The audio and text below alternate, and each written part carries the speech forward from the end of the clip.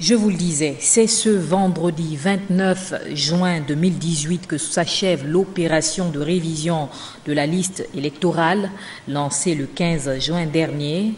À 2 jours de la date butoir, c'est la grande affluence, même si le phénomène de passe-droit reste tout aussi observé. Martial Tchibinda et Cyriac Harris ont sillonné les différents centres. Suivez.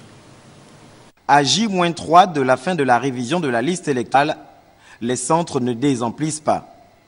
D'Ovendo à Akanda, en passant par les 6 arrondissements de Libreville, le matériel de travail a été renforcé et la révision, qui atteint sa vitesse de croisière, se déroule normalement.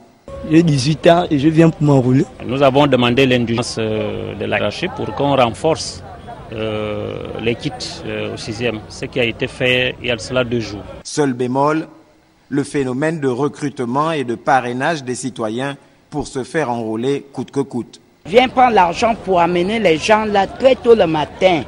Voici 1000 personnes. Il y a encore les gens qui veulent quitter là où ils votaient, pour venir voter avec nous. Personnel et volontaire. Il n'y a pas de passe-droit qui vaille, il n'y a pas de liste à présenter. C'est l'individu qui doit présenter. L'administration, après le formidable engagement des inscriptions lors de la présidentielle de 2016, cet vers et non le changement de centre de vote surprendra plus d'un électeur déjà inscrit au moment de l'affichage de la liste. Nous voulions dire à tous certains qu'il faut être à l'abri de surprises parce que quand on est déjà inscrit sur la liste, il vaut mieux faire un changement de lieu de vote au lieu de se faire réenrôler. Parce que si on se fait réenrôler, le nom restera au premier endroit où on s'était fait enrôler.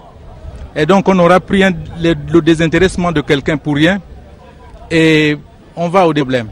À quelques jours du terme de cette opération, chacun devra s'ouvrir à vérifier son nom sur la liste électorale, à changer son centre, le cas échéant, à se faire enrôler.